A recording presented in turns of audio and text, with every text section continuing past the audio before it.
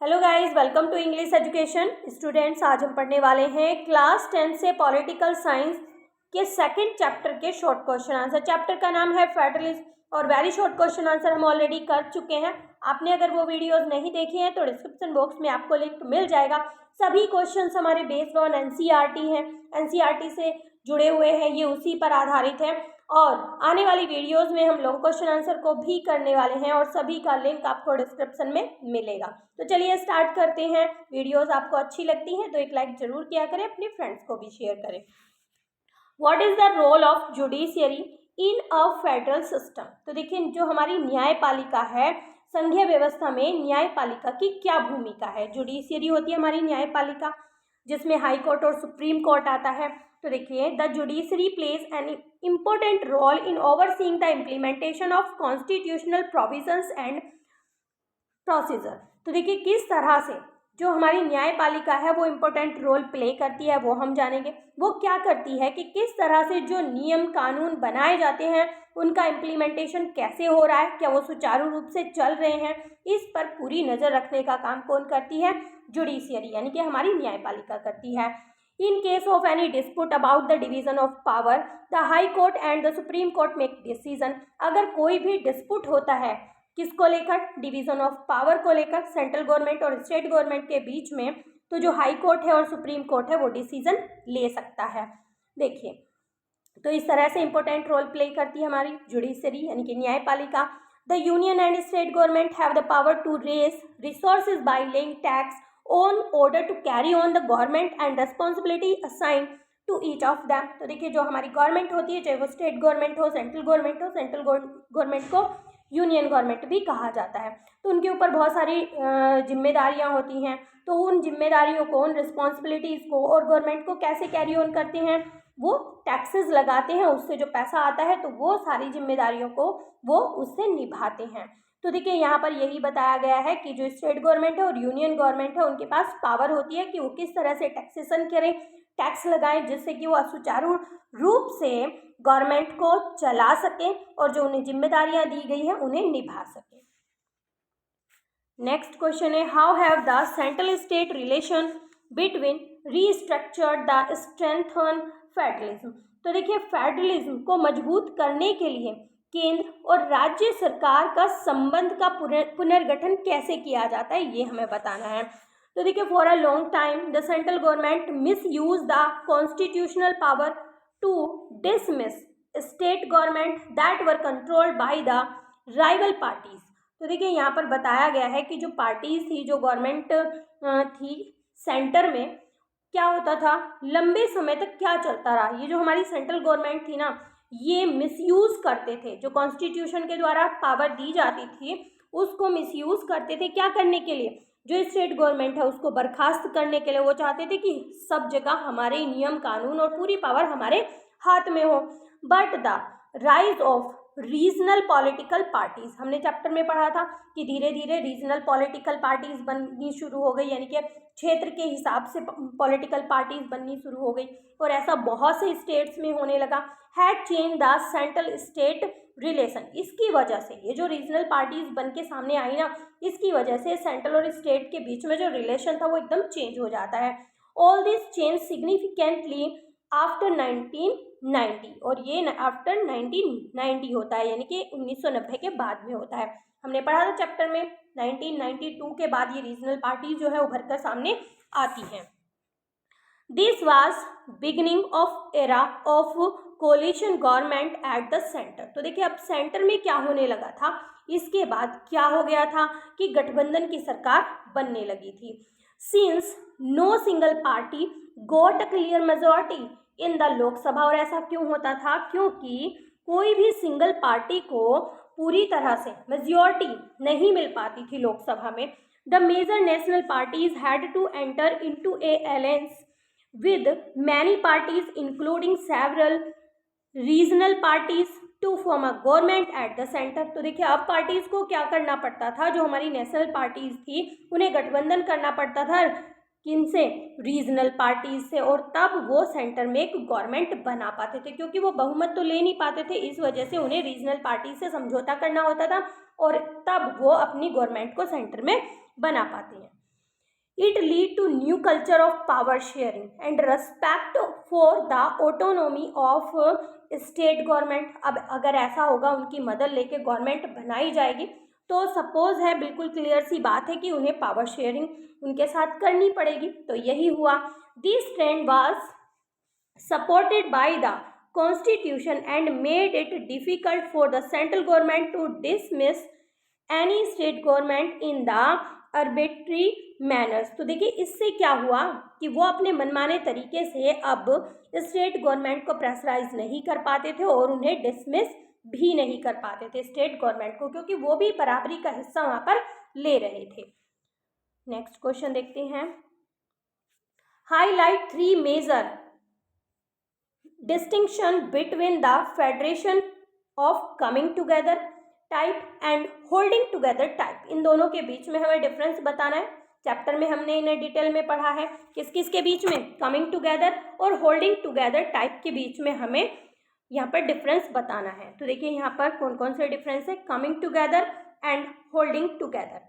In this type independent state coming together on their own to form a bigger unit. तो देखिए यहाँ पर क्या होता है, सभी स्टेट जो है एक साथ मिलकर आते हैं और बिगर यूनिट बनाते हैं, एक बड़ी सी यूनिट बनाते हैं।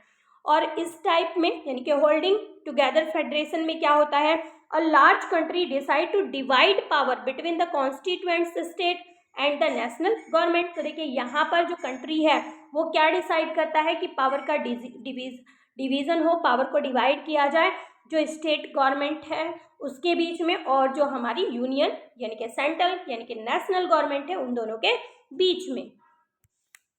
दे can increase their security by pooling sovereignty and retaining identity. तो देखिए ये अपनी पहचान को बनाए रखते हैं और ये जो है अपनी पहचान को मजबूत करने के लिए एक मत होते हैं, एक साथ आते हैं और सिक्योर रहते हैं।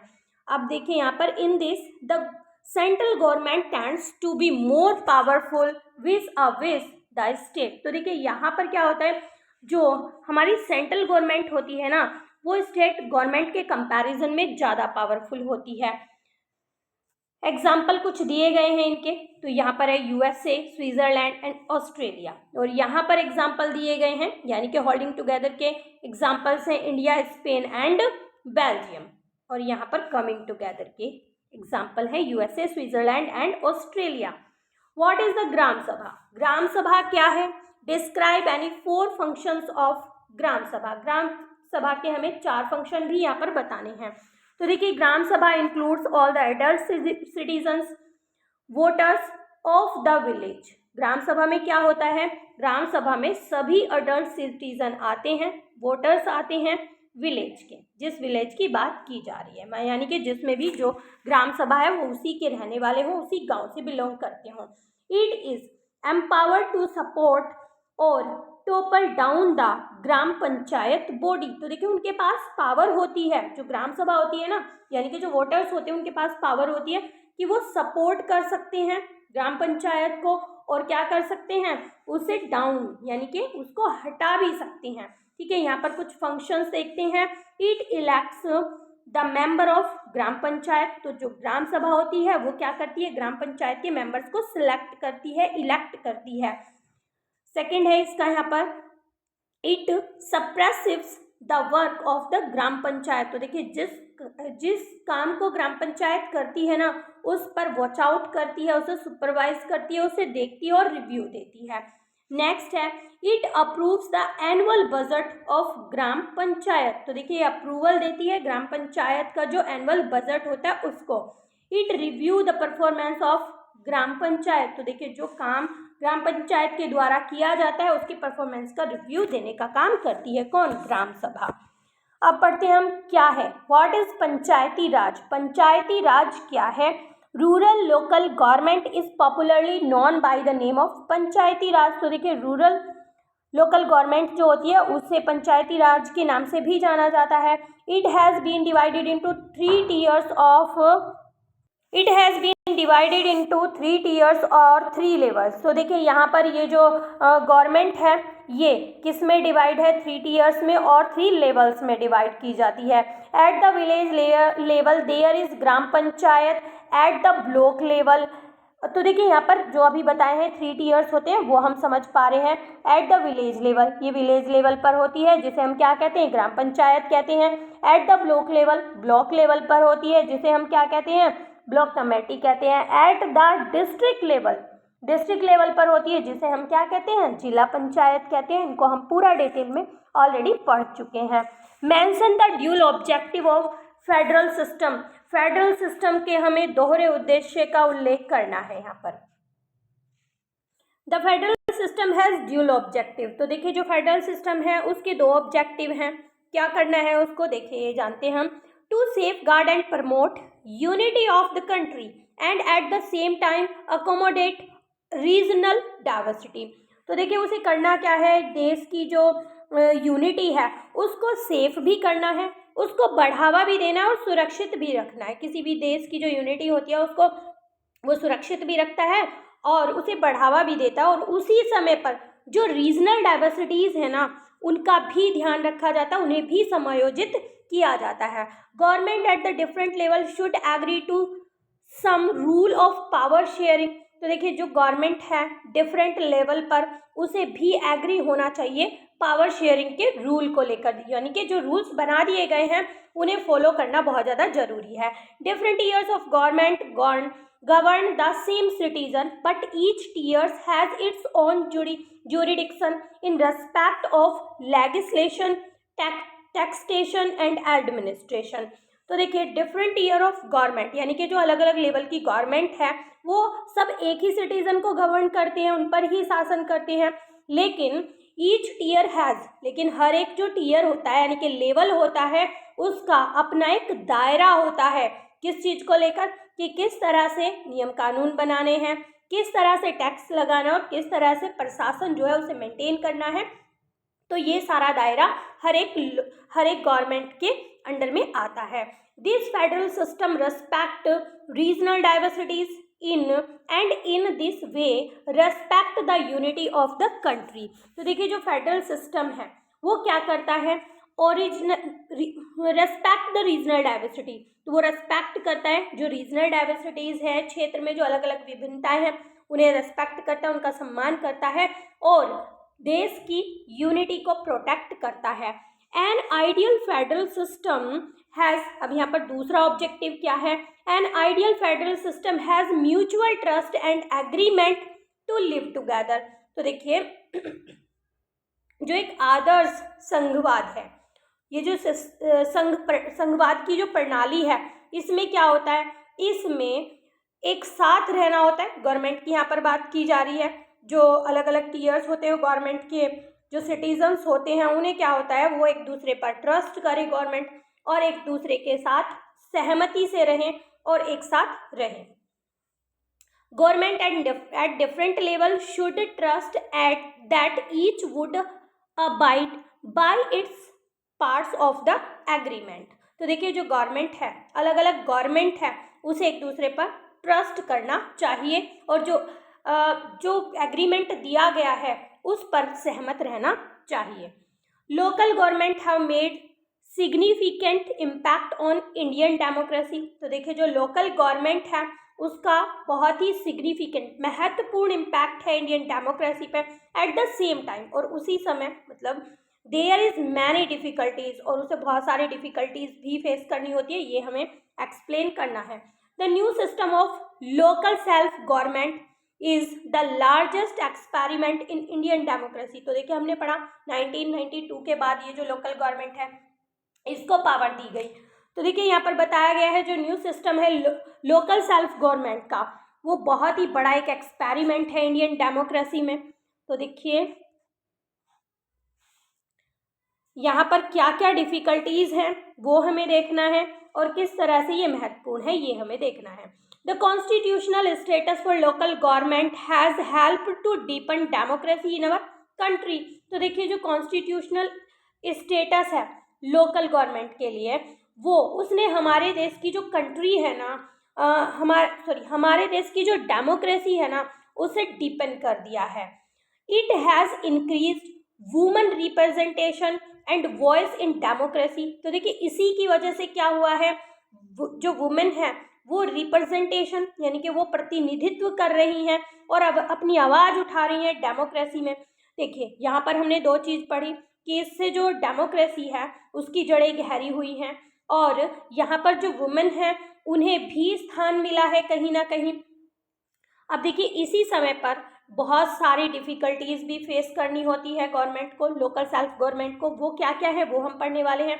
While election are held regularly, gram sabha are not held regularly to review the performance of the gram panchayat. तो देखिए जो इलेक्शन है, जबकि जो इलेक्शंस हैं वो रेगुलरली हेल्ड किए जाते हैं, यानी कि इलेक्शन रेगुलर होते हैं।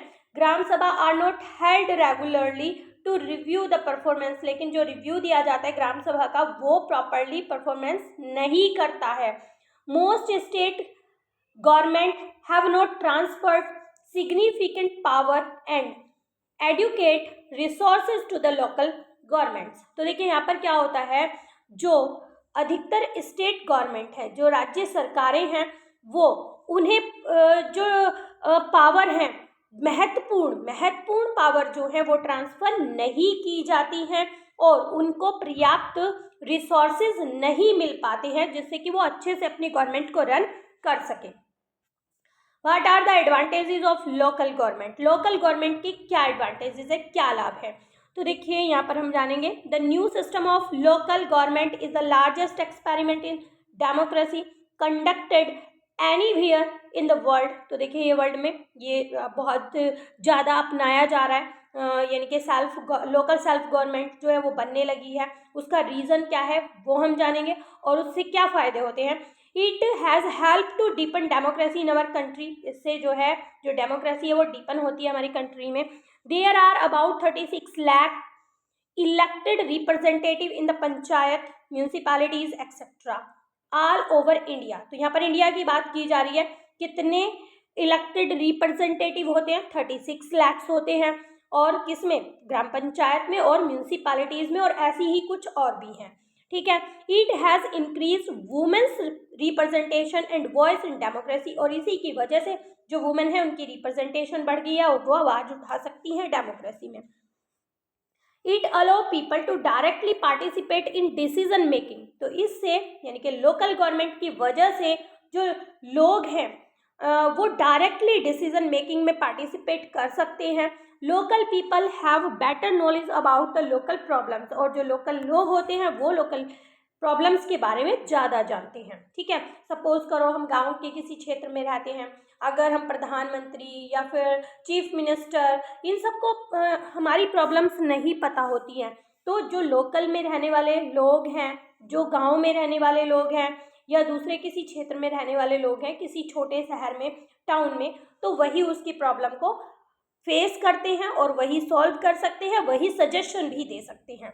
नेक्स्ट क्वेश्चन है यहाँ पर, the constitution did not use the word federation but the Indian union is based on the principle of federation. तो देखिए कॉन्स्टिट्यूशन में फेडरेशन वर्ड का यूज नहीं किया गया है।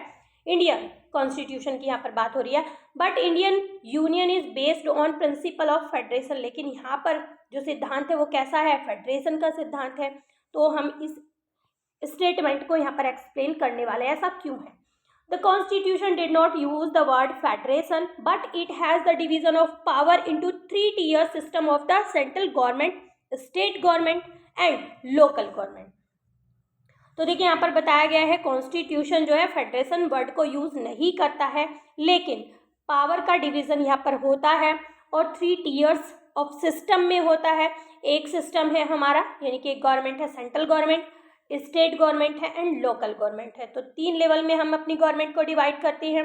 The constitution of India has also mentioned the distribution of legislative power in the form of 3 list namely. तो देखिए यहाँ पर जो कॉन्स्टिट्यूशन है ना इंडिया का, उसने क्या मेंशन किया है कि किस तरह से जो नियम कानून है उसकी पावर दी गई है और यहाँ पर उनके नाम भी दिए गए हैं, यूनियन, स्टेट एंड कॉन्करेंट। ये हमने चैप्टर में पूरा डिटेल में जान रखा है। So each level of government has its own jurisdiction to legislate. तो देखिए किसी भी कानून को बनाने के लिए तो हर एक जो गवर्नमेंट है, हर एक लेवल की जो गवर्नमेंट है उसका अपना दायरा है। But we have a centralised federation in which union government carries more power than the state government. तो देखिए यहाँ पर हम देख पाते हैं कि लेकिन जो हमारी यूनियन गवर्नमेंट है यानी कि हमारी जो सेंट्रल गवर्नमेंट है उसके पास स्टेट गवर्नमेंट के कंपैरिजन में ज़्यादा पावर है।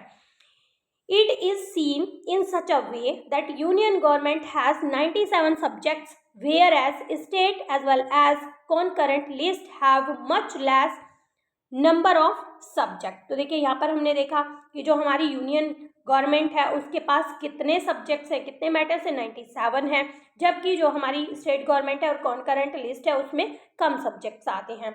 Besides union government also has the power to legislate on the residuary power. तो देखिए रेजिडरी पावर पर जो union government has the power, union government के पास पावर है टू लेगिस्लेट करने की, किस पर, जो रेजिडरी पावर है ना उन पर। रेजिडरी पावर के बारे में हमने पढ़ा था, जैसे कंप्यूटर सॉफ्टवेयर है या कुछ चीज़ें ऐसी हैं जो आफ्टर कॉन्स्टिट्यूशन बनी है, ठीक है। तो उन पर किसको पावर दी गई है, उनके लिए पावर दी गई है यूनियन गवर्नमेंट यानी कि सेंट्रल गवर्नमेंट को। तो इस तरह से जो हमारी यूनियन गवर्नमेंट यानी कि सेंट्रल गवर्नमेंट है उसके पास पावर ज़्यादा है। Why are the linguistic state created. Linguistic state क्यों बनाए गए, यानी कि भाषा के आधार पर हम कह सकते हैं स्टेट क्यों क्रिएट किए गए। व्हाट आर दियर एडवांटेजेस, उनके क्या लाभ हैं, ठीक है। The boundaries of several old state were changed in 1947 and new state were created on the basis of language। तो देखिए 1947 के बाद कुछ जो पुराने स्टेट्स थे उनको चेंज किया गया और नए नाम जो है उन्हें दिए गए या नए स्टेट जो है क्रिएट किए गए लैंग्वेज के यानी कि भाषा के आधार पर। This was done to ensure that people who spoke the same language lived in the same state. तो देखिए ऐसा इसलिए किया गया क्योंकि जो सेम लैंग्वेज बोलने वाले लोग हैं वो एक ही स्टेट में रहें, सेम स्टेट में रहें। The formation of linguistic state has actually made the country more United. तो देखिए जो लिंग्विस्टिक स्टेट बनी ना इनकी वजह से कंट्री में यूनिटी बढ़ गई, एकता जो है बढ़ गई, लोग बड़े प्यार से रहने लगे। It has also made the administration of A state easier. तो देखिए इससे, ऐसा करने से जो एडमिनिस्ट्रेशन को रन करना था ना वो और ज़्यादा इजी हो गया। नेक्स्ट क्वेश्चन है how is power share the coalition government. तो किस तरह से गठबंधन की सरकार में सत्ता का बंटवारा होता है ये हम जानेंगे। After 1990 there was a rise of regional political parties. तो हमने जाना कि 1990 के बाद जो रीजनल पॉलिटिकल पार्टीज थी ना वो उनका राइज हुआ, उनका उदय हुआ, as well as the beginning of the era of coalition government at the centre. तो सेंटर में क्या हुआ, गठबंधन की सरकार बनने लगी। हमने ऊपर पढ़ा भी एक क्वेश्चन में, since no single party got a clear majority in Lok Sabha. ऐसा क्यों हुआ, क्योंकि लोकसभा में कोई भी सिंगल पार्टी जो है मेजॉरिटी नहीं ले पा रही थी। The major national parties had to enter into an alliance with many parties including several regional parties to form a government at the center। अब सेंटर में गवर्नमेंट बनाने के लिए गठबंधन की सरकार बनाना बहुत ज़्यादा जरूरी हो गया था। This lead to a new culture, इससे एक नया कल्चर बना, किसका, पावर शेयरिंग का, and respect for the autonomy of state government. और जो स्टेट गवर्नमेंट थी ना उसका जो अधिकार था यानी कि वो अपने रिसोर्सेज के लिए अब उन्हें ज़्यादा अधिकार मिलने लगे थे।